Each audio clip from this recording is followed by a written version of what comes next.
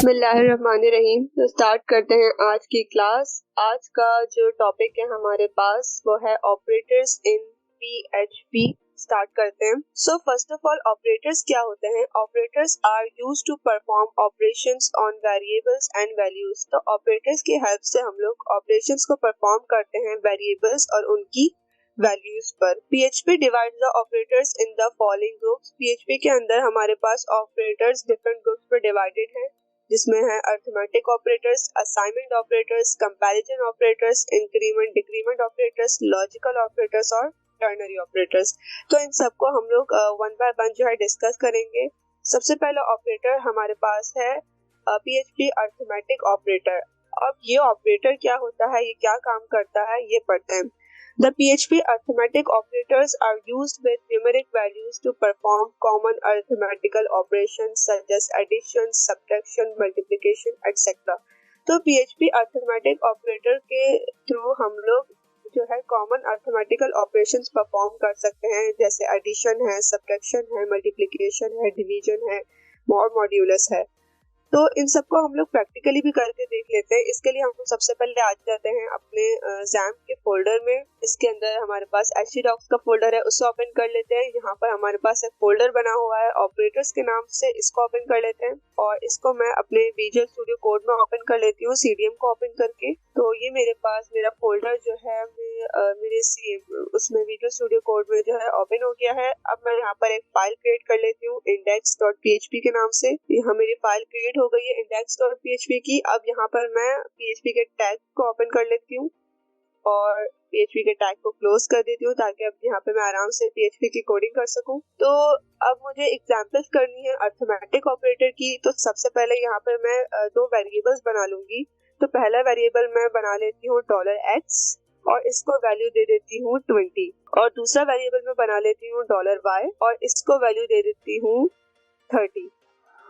तो ये दो वेरिएबल्स अब हमने बना लिए। अब इन दोनों वेरिएबल्स को यूज करते हुए हम लोग अरिथमेटिक ऑपरेशंस को परफॉर्म करेंगे। तो सबसे पहला जो हमारे पास अरिथमेटिक ऑपरेशन है वो है एडिशन। तो सबसे पहले एडिशन परफॉर्म करते हैं। तो यहाँ पर आ जाएंगे और लिखेंगे एको edition is dot dot coordination के लिए यूज होता है, और यहाँ पे कर देंगे $x प्लस $y।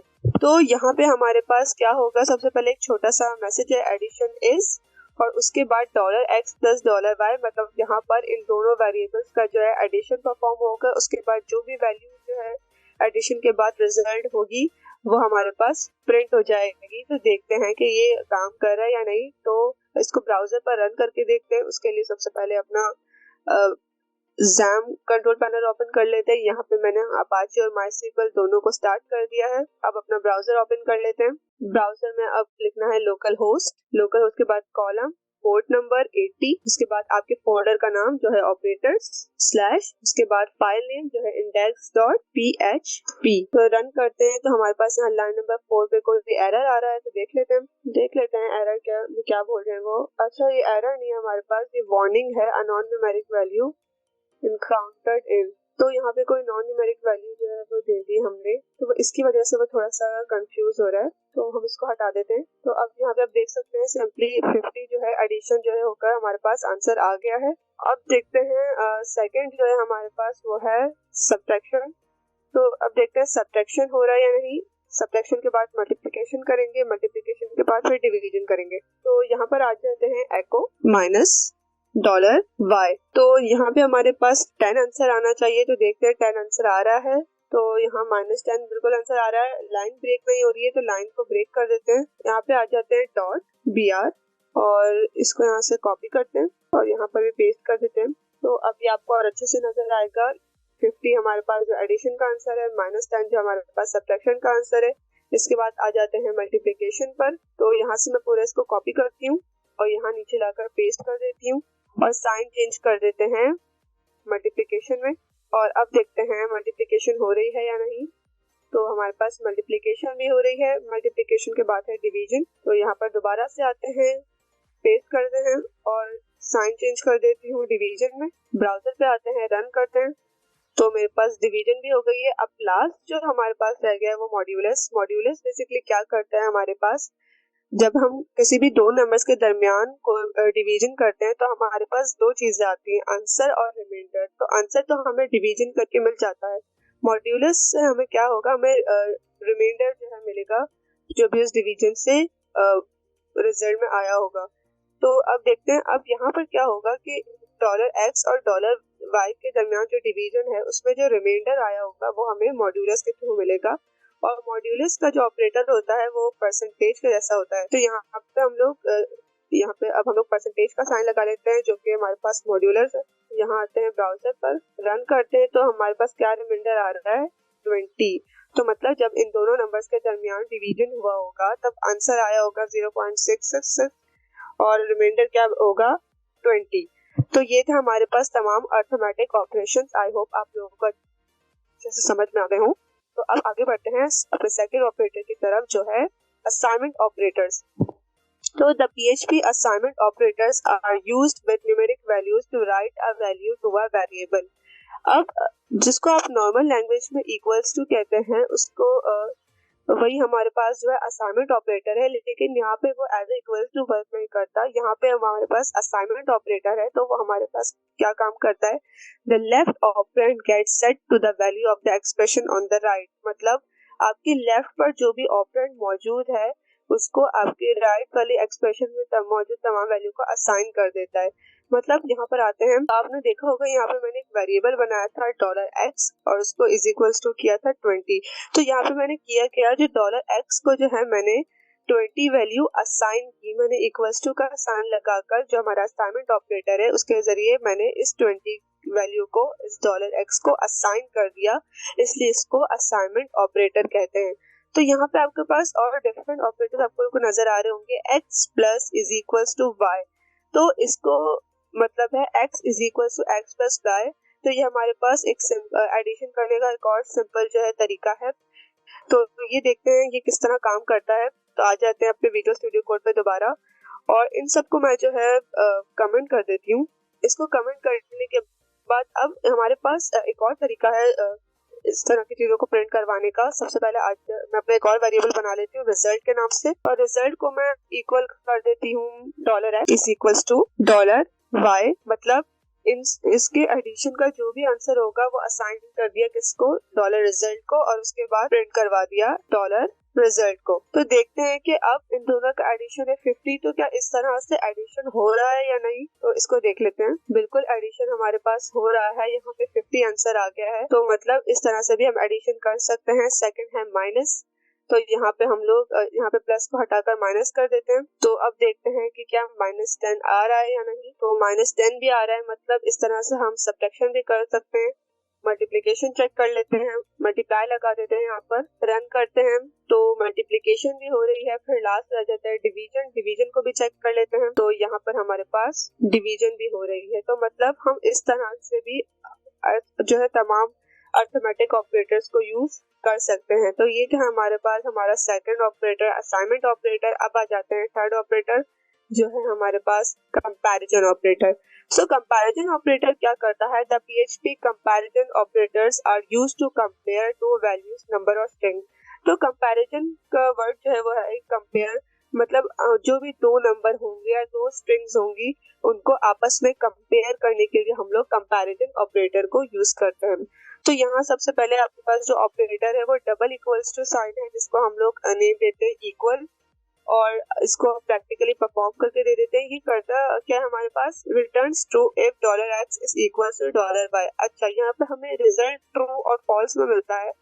तो यहाँ पे उसने $x और $y को कंपेयर किया। अगर इन दोनों की वैल्यूज एक दूसरे के इक्वल होंगी तो वो क्या रिटर्न करेगा, ट्रू, और अगर वो दूसरे के इक्वल नहीं होंगी तो वो क्या रिटर्न करेगा, फॉल्स। तो देख लेते हैं यहाँ। तो यहाँ पर अब मैं क्या करूंगी, तो यहाँ पे मेरा $x है 20 और $y 30। तो यहाँ पर मैं नॉर्मल तरीके से कर लेती हूँ दोबारा से।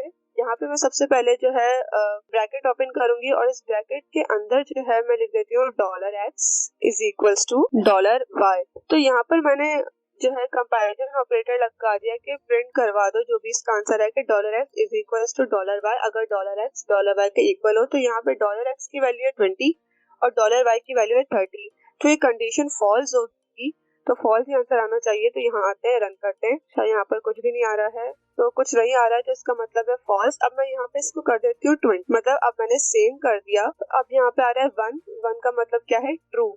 जब फॉल्स था तब कुछ भी नहीं आ रहा था, जब 1 आया इसका क्या मतलब है, कंडीशन हमारे पास क्या है, ट्रू, क्योंकि 20 20 दोनों एक दूसरे के क्या है, इक्वल है। अब सेकंड है आपके पास ट्रिपल इक्वल्स टू, जिसको हम कहते हैं आइडेंटिकल। ये क्या करता है, returns true if $x is equal to $y and they are of the same type. मतलब ये कि सबसे पहले ये तो चेक करता है कि दोनों वेरिएबल्स की वैल्यू जो है वो एक दूसरे के इक्वल है या नहीं। तीसरा वो ये भी चेक करता है कि उनकी जो डेटा टाइप है वो एक जैसी है या नहीं। मतलब अगर $x इंटीजर है, कोई न्यूमेरिक नंबर है, मतलब कोई नंबर है हमारे पास, तो $y भी नंबर हो। अगर स्ट्रिंग होगा, एक इंटीजर होगा, एक स्ट्रिंग होगा, तो वो कंडीशन को फॉल्स कर देगा। तो यहाँ पे आ जाते हैं, देख लेते हैं। मैं यहाँ पर एक और इक्वल्स टू को ऐड करवा देती हूँ। तो यहाँ पे हमारे पास कंडीशन ट्रू होनी चाहिए, क्योंकि दोनों वेरिएबल्स के वैल्यूज सेम है, 20 20 है, और दोनों ही जो है वेरिएबल्स कौन से टाइप के हैं, इंटीजर टाइप के हैं। तो यहाँ आ जाते हैं, रन करते हैं। तो यहाँ अभी भी 1 शो हो रहा है, मतलब कंडीशन क्या है, ट्रू है। अब थर्ड है हमारे पास नॉट इक्वल्स टू, मतलब returns true if $x is not equals to $y। ये तभी जो है हमारे पास ट्रू रिटर्न करेगा जब $x जो है $y के इक्वल नहीं होगा। यहाँ नॉट हमारे पास मतलब है कि नॉट इक्वल टू है। तो यहाँ हमारे पास कंडीशन क्या थी कि 20 20 यानी दोनों बिल्कुल इक्वल थे। मैं यहाँ पे अब नॉट लगा देती हूँ, उन दोनों को हटा के, नॉट इक्वल टू। तो ये कंडीशन अभी फिलहाल हमारे पास क्या हो जाएगी, फॉल्स हो जाएगी, क्योंकि दोनों वेरिएबल्स एक दूसरे के इक्वल है। तो रन करके देखते हैं, कुछ भी नहीं आ रहा है, जिसका क्या मतलब है, कंडीशन फॉल्स हो गई है। मैं यहाँ पे इस 20 को हटा के दोबारा से 30 कर देती हूँ, रन करते हैं। तो यहाँ पे 1 आ गया, मतलब ये कंडीशन क्या हो गई है, ट्रू हो गई है कि दोनों वेरिएबल्स इक्वल नहीं है। उसके बाद एक और है not equal, returns true if $x is not equal to $y। तो नॉट इक्वल के एक और दो हमारे पास जो है वेरिएबल्स हैं, जिसका है ग्रेटर देन और लेस देन। तो ये भी हमें ये बताते हैं कि इक्वल जो है नॉट इक्वल टू है। फिर है हमारे पास नॉट आइडेंटिकल, तो returns true if $x is not equal to $y और they are not of the same type. तो जैसे हमारे पास आइडेंटिकल था, वो ये काम कर रहा था, सबसे पहले तो वो ये चेक कर रहा था कि वैल्यू सेम है, और दूसरा वो ये चेक कर रहा था कि डेटा टाइप भी सेम है। तो नॉट आइडेंटिकल उसका बिल्कुल अपोजिट है, वो ये चेक करता है कि $x की वैल्यू $y के बिल्कुल अपोजिट है, इक्वल नहीं है, और दूसरा उनकी डेटा टाइप भी सेम नहीं है। तो ये थे हमारे पास कंपैरिजन ऑपरेटर्स। अब आ जाते हैं इसके बाद वाले ऑपरेटर्स पर जो हैं। अच्छा, हमारे पास और भी जो है कंपैरिजन ऑपरेटर्स मौजूद हैं, उसमें है ग्रेटर देन। तो ग्रेटर देन हमारे पास क्या करता है, ये कंपेयर करता है कि दोनों में से बड़ा कौन सा है। तो मैं यहाँ पर आ जाती हूँ, तो यहाँ पे हमारे पास जो $y है वो $x से बड़ा है। तो यहाँ पे मैंने ओपन कर लिया है, सॉरी यहाँ पे मैंने गलती से लेस देन का लगा दिया, तो यहाँ मैं ग्रेटर देन का लगा देती हूँ। तो यहाँ पे आते हैं, इस कंडीशन को रन करते हैं। तो कंडीशन हमारे पास फॉल्स हो गई है, क्योंकि $x की तरफ जो है वो ग्रेटर देन हुआ है, हालांकि बड़ा कौन सा है, $y। आप लेस देन करके देखते हैं, तो अब हमारे पास कंडीशन जो होगी वो ट्रू हो जाएगी। क्यों, क्योंकि $y जो है बड़ा है $x से। इसके अलावा हमारे पास है जो है ग्रेटर देन इक्वल्स टू, मतलब कि जो $x के पास जो नंबर है वो $y के से या तो बड़ा है या फिर $y के बिल्कुल इक्वल है। तो इसको देख लेते हैं। मैं यहाँ पर दोबारा से 20 कर रही हूँ। अब मैंने इसको इक्वल कर दिया, और अब मैं करती हूँ $x greater than equals to $y के, या तो $x का जो है वो बड़ा है $y से, या उसके बिल्कुल बराबर है। तो देखते हैं ये कंडीशन काम कर रही है या नहीं। तो कंडीशन बिल्कुल ट्रू है। क्यों, क्योंकि मैंने यहाँ पर $y की वैल्यू को $x के इक्वल कर दिया। अब एक और हमारे पास ऑपरेटर है लेस देन और इक्वल टू, मतलब छोटा है या इक्वल है। तो मैं यहाँ से ग्रेटर देन को हटा के लेस देन कर देती हूँ, कि या तो $x जो है वो $y से छोटा है, या दोनों बराबर है। यहाँ आते हैं, रन करते हैं, तो कंडीशन अभी भी ट्रू है, यानी ये कंडीशन भी हमारे पास ट्रू है। तो ये थे हमारे पास कंपैरिजन ऑपरेटर्स। इसके बाद जो है हमारे पास वो है PHP का इंक्रीमेंट और डिक्रीमेंट ऑपरेटर्स। तो ये दोनों क्या काम करते हैं, the PHP increment operator are used to increment a variable's value और PHP decrement operators are used to decrement a variable's value.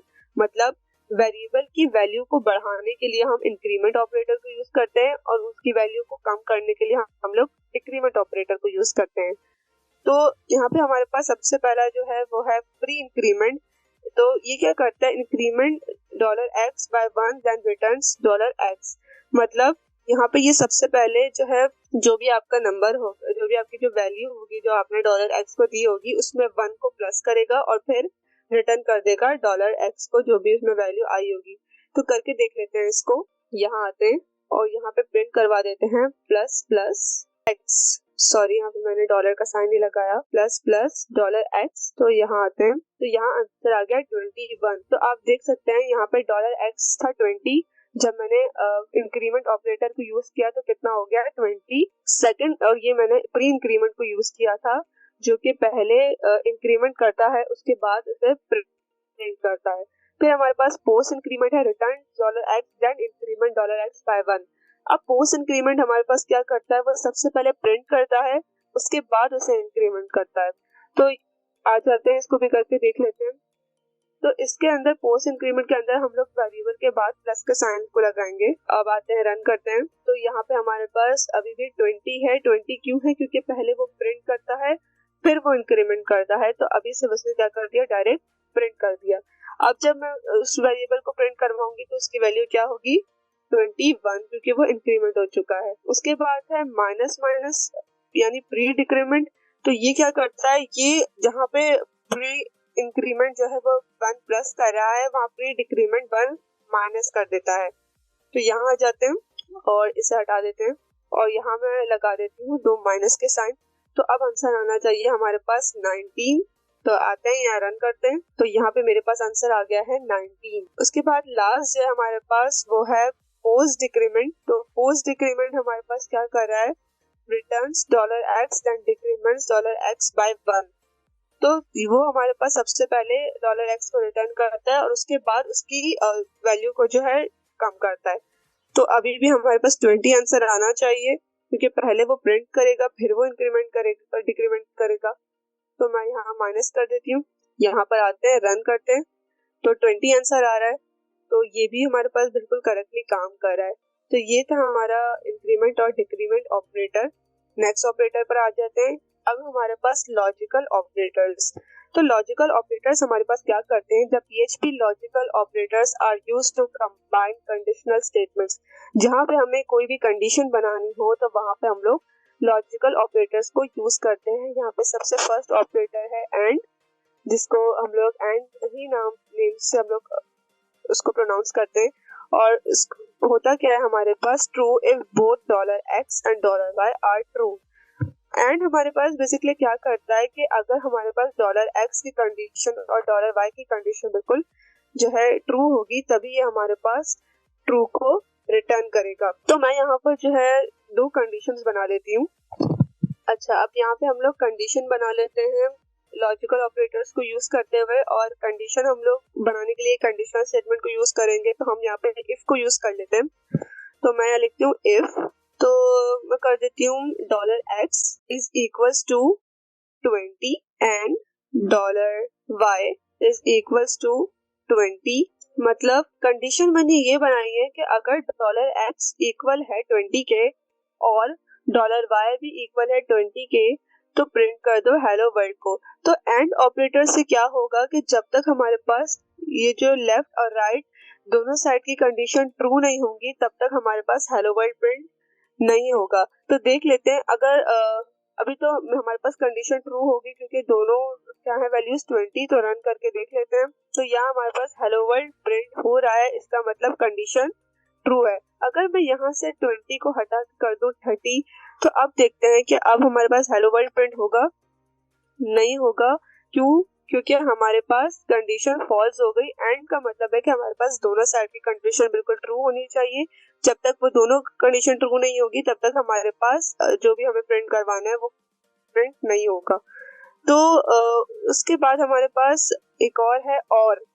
अच्छा, जहाँ पे एंड हमारे पास क्या करता है, जब तक वो दोनों साइड की ट्रू ना हो तब तक वो प्रिंट नहीं करवाएगा। तो और में क्या होता है कि और के लिए आपकी एक साइड की कंडीशन ट्रू हो तो वो प्रिंट करवा देगा। और का मतलब होता है या, मतलब या तो लेफ्ट साइड वाली ट्रू हो या फिर राइट साइड वाली ट्रू हो, जो भी कंडीशन ट्रू होगी वो प्रिंट करवा देगा। तो यहाँ पे हमारे पास जो राइट साइड वाली कंडीशन है वो फॉल्स है, यहाँ पे मैंने 20 लिखा हुआ है, जबकि करेक्ट क्या है 20। तो मैं यहाँ पे एंड ऑपरेटर को हटा के और लिख देती हूँ। तो यहाँ पे मुझे एंड ऑपरेटर एरर दे रहा था, अब देखते हैं क्या और ऑपरेटर काम कर रहा है, क्योंकि एक साइड की कंडीशन ट्रू है। तो यहाँ पे आ जाते हैं, देखते हैं। तो यहाँ पे मेरे पास हेलो वर्ल्ड प्रिंट हो रहा है, तो इसका मतलब और का ऑपरेटर काम कर रहा है। तो और एंड में ये डिफरेंस है, एंड ये देखता है कि दोनों जो साइड की कंडीशन है वो ट्रू होनी चाहिए, जबकि और ये देखता है कि किसी भी साइड की कंडीशन ट्रू हो, प्रिंट करवा देता है। उसके बाद एक और है एक्स और क्या करता है, ट्रू इफ ईदर $x और $y is true but not both. तो एक्स और को भी करके देख लेते हैं, यहाँ आ जाते हैं। तो यहाँ मैं कर देती हूँ एक्स और एक्स और को करके भी रन करते हैं। तो अभी भी हेलो वर्ल्ड जो है वो शो हो रहा है, मतलब अभी भी कंडीशन ट्रू है, मतलब एक साइड की जो कंडीशन है वो ट्रू है, इसलिए एक्स और भी काम कर रहा है। उसके बाद नेक्स्ट है एंड, जिसको हम लोग इस तरह लिखते हैं डबल एंड, और ये भी बिल्कुल हमारे पास एंड ऑपरेटर की तरह ही काम करता है। जब तक दोनों साइड की कंडीशन ट्रू नहीं होंगी तब तक ये एंड ऑपरेटर नहीं वर्क करेगा। तो इसको हम लोग ऐसे डबल एंड लगाकर लिखते हैं। और अभी हमारे पास कंडीशन फॉल्स होगी, क्योंकि यहाँ पे मैंने 30 लिखा हुआ है, करेक्ट जो है वो है 20। तो यहाँ पर आते हैं, तो यहाँ पे मेरा हेलो वर्ल्ड प्रिंट नहीं हो रहा है, इसका मतलब क्या है कि कंडीशन फॉल्स है। मैं यहाँ से 3 को हटा के कर देती हूँ 2। अब रन करते हैं, तो अब यहाँ पे हमारे पास हेलो वर्ल्ड प्रिंट हो रहा है, क्योंकि अब कंडीशन क्या हो गई है, दोनों साइड्स की बिल्कुल ट्रू हो गई है। और लास्ट हमारे पास है और के अंदर हम लोग इस ऑपरेटर को यूज करते हैं, और इससे हमें क्या होता है, इसमें ये भी बिल्कुल हमारे पास और ऑपरेटर की तरह ही काम करता है, कि हमारे पास जरूरी नहीं है कि दोनों साइड्स की कंडीशन बिल्कुल ट्रू हो। एक साइड की कंडीशन भी ट्रू होगी तो ये ऑपरेटर हमारे पास वर्क करेगा। तो यहाँ पर आ जाते हैं, इस एंड को हटा देते हैं और ऑपरेटर लगा देते हैं। अब रन करते हैं, तो यहाँ पे हमारे पास अभी भी हेलो वर्ल्ड शो हो रहा है, क्योंकि कंडीशन ट्रू है। यहाँ से मैं 20 को हटा के फिर से 30 कर देती हूँ। तो यहाँ पे हमारे पास एक साइड की कंडीशन फॉल्स है, एक साइड की कंडीशन जो है वो ट्रू है। तो देखते हैं कि और काम कर रहा है या नहीं। तो अभी भी और काम कर रहा है। तो ये डिफरेंस बिटवीन है एंड ऑपरेटर में और ऑपरेटर में। तो ये थे हमारे पास सारे लॉजिकल ऑपरेटर्स। अब लास्ट जो है हमारे पास वो है टर्नरी ऑपरेटर्स। टर्नरी ऑपरेटर्स हम लोग क्या करते हैं, द PHP। तो टर्नरी ऑपरेटर से हम लोग क्या काम करते हैं, जैसे हम लोग इफ एल्स की जो है हम लोग कंडीशंस को बनाते हैं। तो अगर हमें इफ एल्स की कंडीशन को एक सिंगल लाइन में लिखना है तो इसके लिए हम लोग टर्नरी ऑपरेटर का यूज करते हैं। लेट्स सपोज मैंने यहाँ पे बना दी है कंडीशन, मैं यहाँ पे कंडीशन बना रही हूँ इफ। तो अब मैं यहाँ पे कंडीशन बना लेती हूँ। मैंने कंडीशन दे दी कि $x इक्वल है, $x यहाँ पर इक्वल है $y के। तो अब इफ की कंडीशन देने के लिए मैं यहाँ पे क्वेश्चन मार्क को यूज करूंगी कि अगर मेरे पास ये कंडीशन ट्रू है तो एको कर दो ट्रू, और अगर ये कंडीशन मेरे पास फॉल्स है तो एल्स के लिए मैं लगाऊंगी कॉलम एको कर दो फॉल्स। अच्छा, यहाँ पर मैंने एक मिस्टेक कर दी, मुझे यहाँ पे एको को नहीं लिखना था, मैंने यहाँ से एको को हटा देती हूँ। अच्छा, अब ये कंडीशन बन गई मेरे पास, अगर x मेरे पास $x इक्वल है $y के। अगर ये कंडीशन हमारे पास ट्रू हो गई तो ये प्रिंट कर देगा ट्रू, और अगर ये फॉल्स हो गई तो ये हमारे पास एल्स के लिए हमने लगाया कॉलम और वो प्रिंट कर देगा फॉल्स। तो इफ एल्स की कंडीशन को एक सिंगल लाइन में जो है एक स्टेटमेंट की तरह लिखने के लिए हम लोग टर्नरी ऑपरेटर्स को यूज करते हैं, जो कि क्वेश्चन मार्क और कॉलम। अब देखते हैं कि ये काम कर रहा है या नहीं। तो यहाँ आते हैं, रन करते हैं, तो यहाँ पर ये हमारे पास फॉल्स आ रहा है। अच्छा, ये प्रिंट हमारे पास इसलिए नहीं कर रहा है क्योंकि यहाँ पे मुझे यहाँ पे एको लगाना चाहिए था, मैंने जो है अंदर लगा दिया था एको। तो अब जो भी कंडीशन जो है ट्रू होगी वो हमारे पास यहाँ पर शो हो जाएगी। तो यहाँ आते हैं, इसको रन करते हैं, तो यहाँ मेरे पास आ रहा है ट्रू। तो इसका मतलब कंडीशन ट्रू है, क्योंकि $x और $y क्या है, दोनों इक्वल हैं। तो ये काम हमारे पास करता है टर्नरी ऑपरेटर, हमारे पास इफ एल्स की कंडीशन को एक सिंगल लाइन में एक स्टेटमेंट की तरह लिख देता है। तो ये थे हमारे पास हमारे तमाम ऑपरेटर्स। आई होप आप सबको समझ में आया हो और आप लोगों के कॉन्सेप्ट्स क्लियर हुए हो। तो अगर वीडियो आप लोगों को अच्छी लगी हो तो काइंडली लाइक जरूर कीजिएगा, और हमारी मजीद PHP की वीडियोस देखने के लिए चैनल को सब्सक्राइब कीजिएगा। अल्लाह हाफिज।